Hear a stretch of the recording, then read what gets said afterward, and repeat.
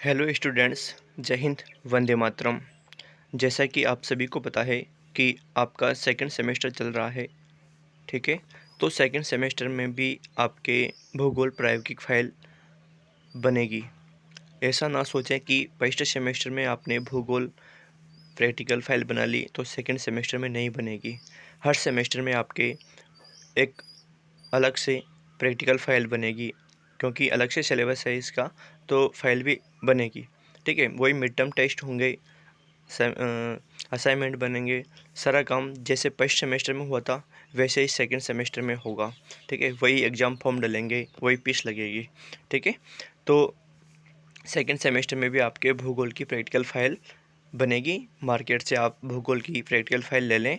हालांकि अपन जो practical file बनवाते हैं वो सौरभ वाले बनवाते हैं फ़िलहाल, तो आप मार्केट से ख़रीद लें, ठीक है। इसमें जो पहली यूनिट है आपकी फाइल में वो है मानचित्र कला एक विज्ञान, कार्टोग्राफी एज अ साइंस। यहाँ पर मैं इसकी ये थ्योरेटिकल यूनिट है पूरी की पूरी, इसमें डायग्राम नहीं है आपके, तो इसको यहाँ से आप लिख लें अच्छे से। तो मैं इसको यहाँ पर क्लियर कर देता हूँ, बता देता हूँ आपको कि कौन कौन से क्वेश्चंस इसमें हैं और उनके आंसर्स क्या क्या हैं, ठीक है। तो स्टार्ट करते हैं। क्वेश्चन नंबर 1, उसमें आपको ये आंसर लिखना है, ठीक है।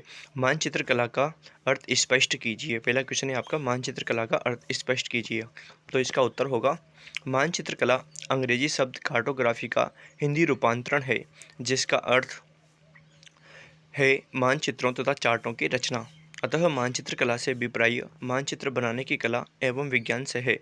एडी स्टाम्प ने लिखा है कि मानचित्र रचना की कला तथा वह विज्ञान जिस पर मानचित्रण आधारित है मानचित्र कला कहलाता है। यह एक ऐसा विषय है जिसमें धरातल के भौतिक लक्षणों का चित्र प्रस्तुत करने के लिए खगोल शास्त्रियों व गणितज्ञों की उपलब्धियों को सर्वेक्षकों तथा अन्वेषकों की उपलब्धियों से जोड़ दिया जाता है, ठीक है। ये तो लिखा एडी स्टम्प ने। आगे एफ जे मोंकहाउस के अनुसार मानचित्र कला में धरातल के वास्तविक सर्वेक्षण से मानचित्र मुद्रण तक मानचित्रण के प्रक्रमों की संपूर्ण श्रृंखला सम्मिलित होती है। संयुक्त राष्ट्र के सामाजिक विभाग के अनुसार सभी प्रकार के मानचित्रों एवं चार्टों की रचना का विज्ञान, जिसमें मूल सर्वेक्षणों से मानचित्र मुद्रित होने तक की जाने वाली प्रत्येक क्रिया सम्मिलित रहती है, मानचित्र कला कहलाता है। तो यहाँ तक आपको मानचित्र कला का जो पहला क्वेश्चन है, मानचित्र कला का अर्थ स्पष्ट कीजिए, उसका आंसर लिखना है, ठीक है। देख लें आप आपके फाइल में स्पेस कितना है, गैप कितना है, उस हिसाब से आप इसको मेंटेन कर लें, ठीक है। क्वेश्चन नंबर 2 है यहाँ पर, मानचित्र कला की प्रकृति एवं क्षेत्र लिखिए। तो इसका आंसर होगा मानचित्र कला की प्रकृति। पहले ऐसे हेडिंग डालें, फिर लिखें, प्रख्यात मानचित्रकार इरविन रेंज ने अपनी पुस्तक जनरल कार्टोग्राफी की भूमिका में मानचित्रकार की परिभाषा देते हुए उसे 50% भूगोलवेत्ता, 30% कलाकार, 10% गणितज्ञ तथा 10% अन्य विषयों का ज्ञाता बतलाया है। मानचित्र कला में कलात्मक तथा वैज्ञानिक दो ही पक्ष समाहित हैं। अतः मानचित्र कला की प्रकृति को भली भांति समझने के लिए डॉक्टर जे.पी. शर्मा ने इसके कलात्मक एवं वैज्ञानिक पक्षों पर अलग अलग विचार प्रस्तुत किए हैं। तो पहला देख लेते हैं हम, मानचित्र कला का पक्ष। मानचित्र कला का कलात्मक पक्ष, मानचित्रों के द्वारा खगोलीय पिंडों व पृथ्वी तल का आलेखन किया जाता है। ये आलेखन वैज्ञानिक नियमों पर आधारित होने के साथ साथ कलापूर्ण एवं चित्रमय होते हैं। दूसरा है मानचित्र कला का वैज्ञानिक पक्ष। इस संबंध में दो बातें विशेष रूप से उल्लेखनीय हैं। मानचित्र कला, पहला, मानचित्र कला एक भौगोलिक विज्ञान है। दूसरा, मानचित्र कला एक सहायक विज्ञान के रूप में तकनीकों, कला एवं भूविज्ञानों के मध्य कड़ी का कार्य करता है, ठीक है। ये तो मानचित्र कला की प्रकृति थी। अब मानचित्र कला का क्षेत्र देख लेते हैं। मानचित्र कला के अध्ययन क्षेत्र को प्राय दो भागों में बांटा जाता है। पहला, सैद्धांतिक मानचित्र कला। मानचित्र कला के सिद्धांतों एवं संकल्पनाओं के अध्ययन से संबंधित मानचित्र कला की शाखा को सैद्धांतिक मानचित्र कला कहा जाता है। दूसरा है अनुप्रयुक्त मानचित्र कला। सैद्धांतिक मानचित्र कला के द्वारा निश्चित किए गए सिद्धांतों, मानकों एवं निर्देशों के अनुसार मानचित्र बनाने की वास्तविक क्रिया अनुप्रयुक्त मानचित्र कहलाती है, ठीक है। ये दूसरे क्वेश्चन का आंसर समाप्त होता है। तीसरे क्वेश्चन का आंसर है क्वेश्चन नंबर 3, मानचित्र कला के विकास में यूनानियों एवं रोमन के योगदान का वर्णन कीजिए। तो इसका आंसर होगा यूनान एवं रोमन कालीन मानचित्र कला। इस काल में फाइथागोरस एवं अरस्तु के समय से ही पृथ्वी को पहली बार गोल माना गया और इरेटोस्थनीज ने ईस्वी पूर्व 3री शताब्दी में इसकी परिधि पर्याप्त रूप से मापी पर्याप्त रूप से मापी ऐसे लिखना है यहाँ पर, परिधि पर्याप्त रूप से मापी। इसी समय अक्षांश देशांतर को निर्धारित करने की विधियाँ ज्ञात की गई। हिप्पारकस, पोसिडोनियस और टोल्मी जैसे विद्वानों ने पृथ्वी के मानचित्र बनाने के लिए ऑर्थोग्राफिक, नमूनिक और साधारण शंक्वाकार एवं संशोधित शंक्वाकार प्रक्षेपों का प्रयोग किया। एनेक्सीमेंडर एवं हिकेटियस ने ज्ञात विश्व का वृत्ताकार मानचित्र बनाया। हेरोडोटस ने पहली बार तीनों महाद्वीपों को दिशानुसार बताया। ईस्वी पूर्व 220 में इरेटोस्थनीज द्वारा बनाए गए विश्व मानचित्र में पहली बार 7 महत्वपूर्ण अक्षांश एवं 7 देशांतर बताए हैं। इस मानचित्र में बसे हुए विश्व की लंबाई 77,800 स्टेडिया और चौड़ाई 38,000 स्टेडिया बताई। रोमन विद्वान टोल्मी अपने समय का महान मानचित्रकार हुआ। यहाँ मानचित्रकार लिखना। रोमन विद्वान टोल्मी अपने समय का महान मानचित्रकार हुआ। टोल्मी ने पहली बार प्रक्षेप में बनाए गए वर्गीकृत रेखाजाल के लिए अक्षांश एवं देशांतर शब्दों का प्रयोग किया। ये तीसरे क्वेश्चन का आंसर समाप्त होता है। नेक्स्ट क्वेश्चन है क्वेश्चन नंबर 4। मानचित्र कला के विकास में इटालियन, डच और फ्रांसीसी स्कूल का योगदान क्या है? तो पहले देख लेते हैं इटालियन स्कूल का योगदान। मेरिनो सानुडो, फ्रा माउरा ने मानचित्र की रचना की तथा लेफ्रेरी एटलस प्रकाशित हुआ इटालियन स्कूल में। इसके बाद में डच स्कूल है। इसमें सर्वाधिक महत्वपूर्ण नाम गिरार्डस मर्केटर है। इन्हें डच मानचित्र कला का जनक माना जाता है। मर्केटर ने संसार का मानचित्र बनाने के लिए 1569 में यथाकृतिक बेलनाकार यानी कि ऑर्थोमॉर्फिक प्रक्षेप की रचना की। नेक्स्ट है फ्रांसीसी स्कूल। जेडी कासिनी नामक फ्रांसीसी विद्वान ने संसार का नवीन मानचित्र बनाया। दूसरा प्रमुख फ्रांसीसी मानचित्रकार जी डेलिशली था। विडाल डी लाब्लास ने विवियन डी सेंट मार्टिन की मानचित्रावलियाँ विडाल डी लाब्लास व विवियन डी सेंट मार्टिन की मानचित्रावलियाँ प्रमुख है। तो ये क्वेश्चन नंबर 4 का आंसर यहीं समाप्त होता है। नेक्स्ट क्वेश्चन है क्वेश्चन नंबर 5। मानचित्र कला के विकास में इंग्लिश, जर्मन स्कूल के योगदान का वर्णन कीजिए। इंग्लिश स्कूल देख लेते हैं पहले। इंग्लिश स्कूल के प्रमुख मानचित्रकारों में क्रिस्टोफर सक्सटन द्वारा इंग्लैंड और वेल्स का एटलस बनाया गया। जॉन स्पीड एक अन्य अंग्रेज मानचित्रकार हुए। जॉन ओगिलबी ने अपना प्रसिद्ध कार्य इंग्लैंड के रोट एटलस ब्रिटानिया पर किया। इंग्लैंड के जॉन हैरिसन द्वारा 1772 में बनाए गए कालमापी क्रोनोमीटर से किसी स्थान का देशांतर ज्ञात किया जाता है। जर्मन स्कूल का योगदान देखते हैं। Alexander von Humboldt, Karl Ritter, Friedrich Ratzel, Ferdinand von Richthofen आदि जर्मन विद्वानों ने अपने लेखों में भूगोल को वैज्ञानिक विषय का रूप दिया। इन विद्वानों के विचारों को नवीन एवं अपेक्षाकृत अच्छे मानचित्रों के द्वारा प्रकट करने की आवश्यकता ने मानचित्र कला के विकास में महत्वपूर्ण भूमिका अदा की। नेक्स्ट क्वेश्चन है क्वेश्चन नंबर 6। 19वीं और 20वीं शताब्दी में मानचित्र कला के विकास पर टिप्पणी लिखिए। 19वीं शताब्दी में सन 1878 में यूएसए में भूवैज्ञानिक संस्था की स्थापना की गई। अंतर्राष्ट्रीय भूगोल कांग्रेस ने सन 1909 में परिष्कृत बहुशंकु प्रक्षेप को अंतर्राष्ट्रीय प्रक्षेप के रूप में सभी देशों के लिए वृहद मापनी पर मानचित्र बनाने के लिए स्वीकृति प्रदान की। इसे 1 in a million मैप भी कहते हैं।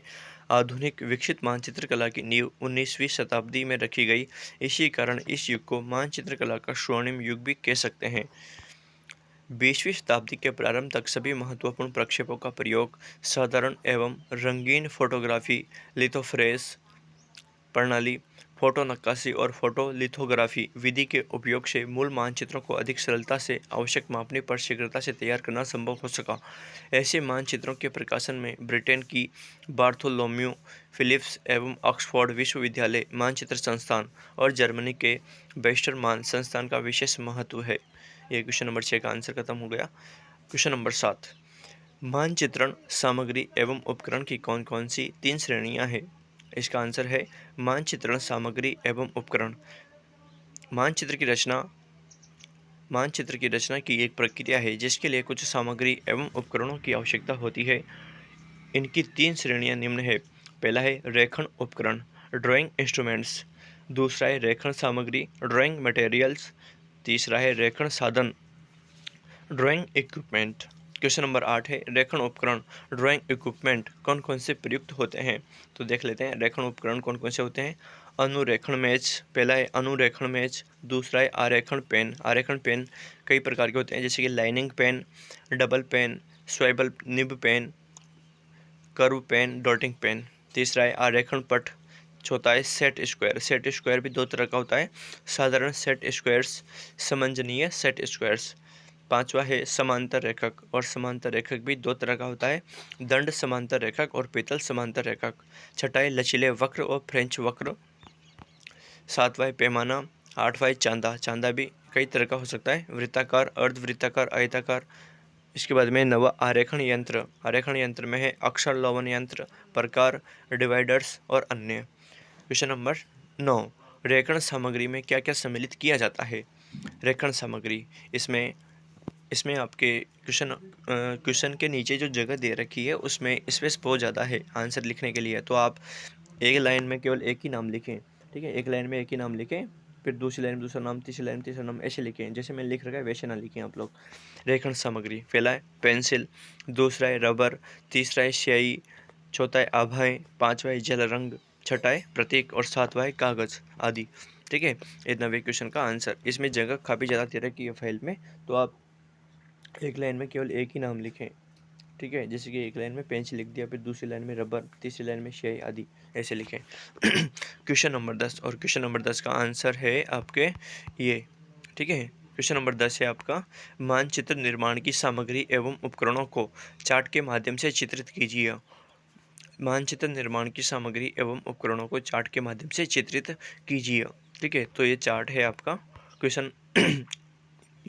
ये चार्ट है और इसको चित्रित करना है आपको। ऐसे कैसे चार्ट बनाना है, एक फाइल में बनाना है, उसी जगह पे बनाना है जहाँ पर क्वेश्चन दिया हुआ है। क्वेश्चन के नीचे जो जगह दी हुई है उसी के अंदर ये चार्ट बनाना है पूरा का पूरा। इसमें रेखण साधन, रेखण सामग्री और रेखण उपकरण तीनों ही श्रेणियों के जो प्रकार हैं वो दर्शाने हैं आपको। तो ऐसे बना ले, आपको भली भांति दिख रहा होगा ये, या तो इसका स्क्रीनशॉट ले लें या फिर इसमें से देख के आप बना लें। ठीक है, ये क्वेश्चन नंबर 10 का आंसर है। इसके बाद में है अपना क्वेश्चन नंबर 11। ठीक है, फिर देख लो इसको, एक बार देख लो इसको, पूरा बनाना है आपको। ये मानचित्र निर्माण की सामग्री एवं उपकरण, इसमें रेखण साधन, रेखण सामग्री, रेखण उपकरण। ठीक है, रेखण साधन में टी वर्ग, लेंस, आरेखण सतह और विभिन्न वक्र। फिर आरेखण सतह में आरेखण कागज, अनुरेखण कागज, अनुरेखण कपड़ा और अन्य है। फिर इधर रेखण सामग्री में आपके पेंसिल, रबर, स्याही, आभाएं, जल रंग, प्रतीक, कागज आदि। ठीक है, फिर रेखण उपकरण है। रेखण उपकरण में आपके अनुरेखण मेज, आरेखण पेन, आरेखण पट, सेट स्क्वायर, समांतर रेखक, लचीले वक्र, पैमाना, चांदा, आरेखण यंत्र। इधर आरेखण पेन आपके कई प्रकार के हैं, जैसे कि lining pen, double pen, swivel nib pen, curve pen, dotting pen आदि। सेट स्क्वायर भी दो तरह के हैं, साधारण सेट स्क्वायर्स और समंजनीय सेट स्क्वायर्स। इधर समांतर रेखक भी दो तरह के हैं, जैसे कि दंड या छड़ समांतर रेखक, पीतल समांतर रेखक। इधर चांदा भी आपके तीन प्रकार का है, वृत्ताकार, अर्धवृत्ताकार और आयताकार। और आरेखण यंत्र में आपके हैं आरेखण पेन, अक्षर लवन यंत्र, प्रकार, डिवाइडर्स और अन्य।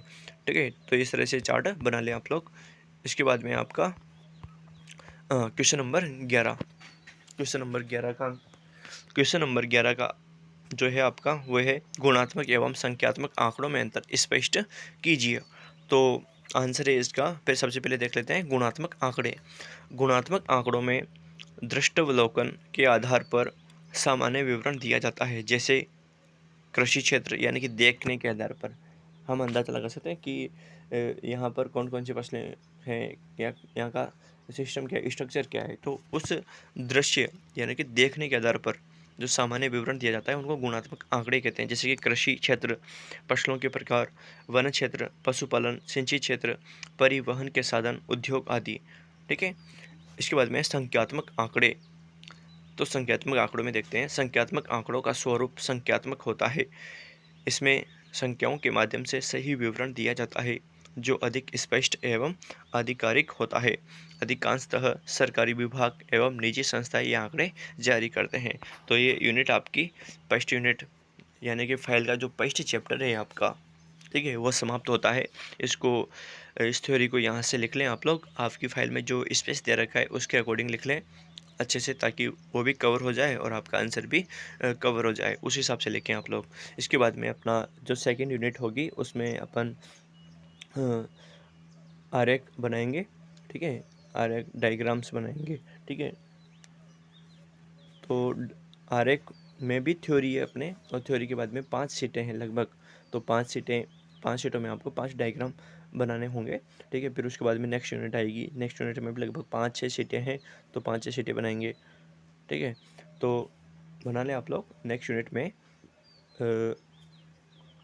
डाल दूंगा, 1-2 दिन में डाल दूंगा नेक्स्ट यूनिट भी। फिलहाल इसको बना लें आप लोग, ठीक है, और कंप्लीट कर लें, रेडी कर लें। फर्स्ट यूनिट को बिल्कुल कंप्लीट कर लें आप लोग, क्योंकि एग्जाम फॉर्म डल रहे हैं, डलने आने लगे हैं, ठीक है। जैसे एग्जाम फॉर्म डल के ख़त्म हो जाते हैं, वैसे ही थोड़े दिनों बाद में आपका टाइम टेबल भी आ जाएगा, ठीक है। तो आपके पास ना तो टाइम है,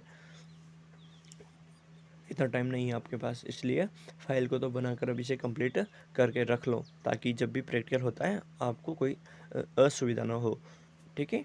तो फाइल तो आप लोग बनाकर रेडी रखें। असाइनमेंट नहीं बनाया हो तो असाइनमेंट बनाकर भी रेडी रखें, ठीक है, क्योंकि जब एग्ज़ाम आते हैं तब हम अपन असाइनमेंट बनाना स्टार्ट करते हैं, तो अपना काफ़ी टाइम उसमें चला जाता है और फिर पढ़ाई पर अपना फोकस नहीं हो पाता, ठीक है। तो पढ़ाई को भी करते रहें साथ के साथ, ठीक है। क्लाइमेटोलॉजी एंड ओशनोग्राफी अपने सिलेबस में, तो 2 यूनिट तो मैंने लगभग अपने यूट्यूब पे चैनल पर डाल रखी है, बाकी 3 यूनिट भी मैं डालने का प्रयास करूँगा। फिलहाल अपन जो फाइल है उस फाइल को कंप्लीट कर लेते हैं पहले। फाइल को कंप्लीट करते ही मैं वापस जो बची हुई 3 यूनिट है, वैसे मैंने क्लास में पढ़ा दी है, बाकी बची हुई जो 3 यूनिट है यूट्यूब पर नहीं डाली मैंने, वो डाल दूँगा, ठीक है। तो ये पहले यूनिट तो बना ही लेना आप लोग फाइल में, उसके बाद में सेकंड यूनिट में डालता हूँ 1-2 दिन में, ठीक है। तब तक के लिए जय Hind, Vande Mataram, best of luck.